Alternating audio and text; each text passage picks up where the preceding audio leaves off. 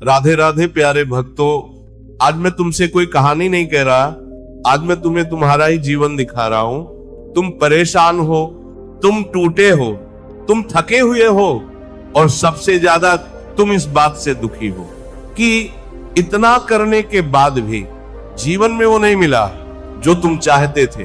और यहीं से प्रश्न उठता है, क्या सब कुछ हमारी मेहनत से होता है या फिर भाग्य पहले से लिखा होता है? मैं आज बहुत स्पष्ट शब्दों में कह रहा हूं, ध्यान से सुनना। भाग्य का लिखा कभी नहीं मिटता, लेकिन इसका अर्थ ये नहीं कि तुम हाथ पर हाथ रखकर बैठ जाओ। इसका अर्थ ये है कि जो तुम्हारे हिस्से का है उसे कोई छीन नहीं सकता, और जो तुम्हारे हिस्से का नहीं है उसे जबरदस्ती पकड़े रखने से सिर्फ पीड़ा मिलती है। देखो, बीज जमीन में बोया जाता है, पानी डाला जाता है, धूप मिलती है, लेकिन फल कब आएगा ये किसान तय नहीं करता। फल अपने समय पर ही आता है। ठीक वैसे ही तुम्हारा कर्म बीज है, तुम्हारी श्रद्धा पानी है, तुम्हारा धैर्य धूप है और भाग्य उसका फल है। अब समस्या कहां आती है? समस्या तब आती है जब तुम बीज आज बोकर फल आज ही तोड़ना चाहते हो। यही अधैर्य मनुष्य को तोड़ देता है। मैंने हजारों जीवन देखे हैं जो सही मार्ग पर चल रहे थे, फिर भी उन्हें कष्ट मिला, और मैंने ऐसे भी जीवन देखे हैं जो कुछ खास नहीं कर रहे थे, फिर भी सुख में थे। तब लोग कहते हैं ये अन्याय है। नहीं, ये अन्याय नहीं है, ये अधूरा ज्ञान है। तुम केवल इस जन्म का हिसाब देख रहे हो, ईश्वर पूरा लेखा देखता है। जो आज तुम्हें मिलता दिख रहा है वह आज का नहीं, वह वर्षों पहले बोए गए कर्मों का फल है। और जो आज तुम बो रहे हो उसका फल आज नहीं, समय आने पर मिलेगा। इसलिए मैं बार बार कहता हूं, शांत रहो। जो शांत रहना सीख गया वह आधा युद्ध जीत गया। तुम चिंता में जलते हो, तुम सोच सोच कर टूटते हो, तुम रातों को सो नहीं पाते, लेकिन क्या चिंता से भाग्य की एक पंक्ति बदल जाती है? नहीं, तो फिर चिंता क्यों? समय से पहले मिला हुआ सुख अहंकार देता है, और समय से पहले मिला हुआ दुख ज्ञान देता है, और ज्ञान ही मनुष्य को ईश्वर के निकट लाता है। तुम कहते हो मैं सच्चा हूं, फिर मेरे साथ गलत क्यों? मैं कहता हूं सच्चा सोना आग में ही तपता है। अगर आज तुम्हें किसी ने धोखा दिया है तो समझ लेना ईश्वर ने तुम्हें एक भ्रम से बचा लिया।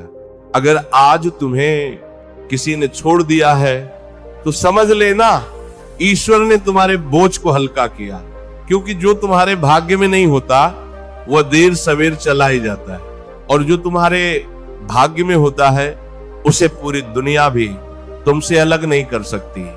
मैंने देखा है लोग रोते हैं कि अमुक व्यक्ति मुझे छोड़ गया। मैं मुस्कुराता हूं, क्योंकि भाग्य में लिखा रिश्ता कभी टूटता नहीं, और जो टूट गया वह भाग्य का नहीं था, वह केवल आसक्ति थी। सुनो, ईश्वर कभी कुछ छीनता नहीं, वह केवल अदला बदली करता है। जो गया है वो उससे बेहतर के लिए गया है, लेकिन तुम्हारी दृष्टि वर्तमान पीड़ा में अटकी है। जब समय पलटेगा तब तुम स्वयं कहोगे अच्छा हुआ जो वो चला गया। भाग्य को कोसने वाले बहुत हैं, भाग्य को समझने वाले बहुत कम। भाग्य कोई पत्थर नहीं कि बदला न जा सके।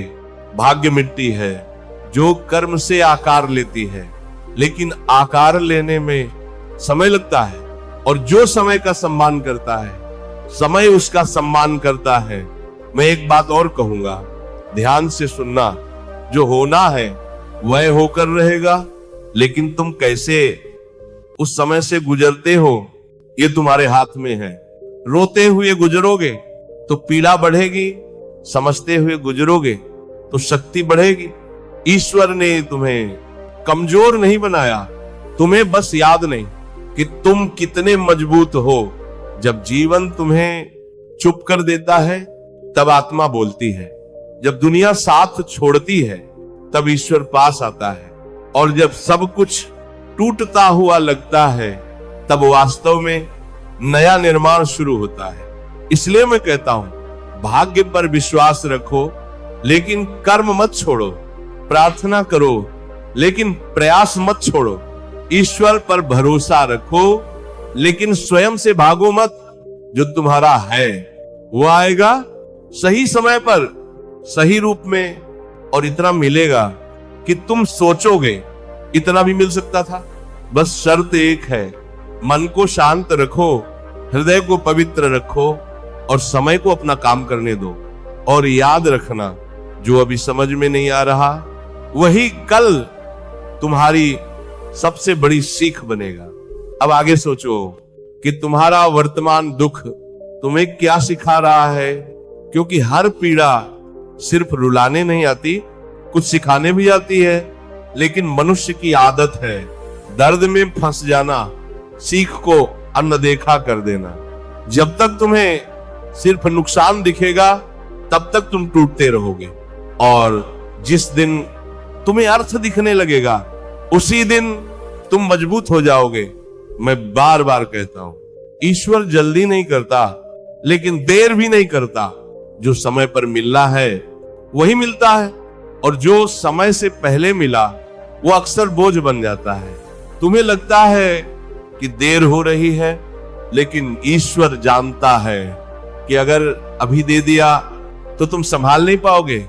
जैसे छोटे बच्चे को तेज हथियार नहीं दिया जाता, वैसे ही अधैर्य मनुष्य को बड़ा उत्तरदायित्व नहीं दिया जाता। इसलिए रुको, शांत होकर रुको। रुकना हार नहीं है, रुकना तैयारी है।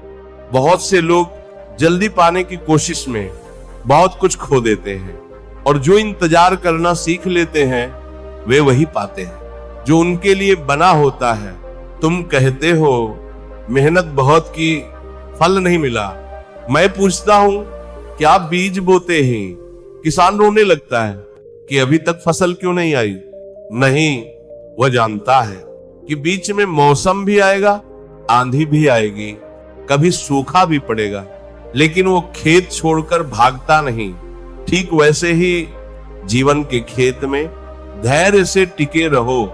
जो आज तुम्हें तोड़ता हुआ दिख रहा है, वही कल तुम्हें गढ़ेगा, क्योंकि बिना टूटे कोई भी अंदर से मजबूत नहीं बनता। मैंने देखा है, जो बहुत जल्दी सफल हो जाते हैं वे भीतर से बहुत खोखले होते हैं, और जो देर से उठते हैं वे बहुत गहरे जड़ पकड़ते हैं। ईश्वर ऊंचाई नहीं देखता, वह गहराई देखता है। तुम्हारी परीक्षा इसलिए लंबी चल रही है क्योंकि तुम्हारी मंजिल छोटी नहीं है। अगर लक्ष्य साधारण होता तो संघर्ष भी साधारण होता। इसीलिए अपने संघर्ष को अपमान मत समझो। ये प्रमाण है कि ईश्वर तुम पर काम कर रहा है।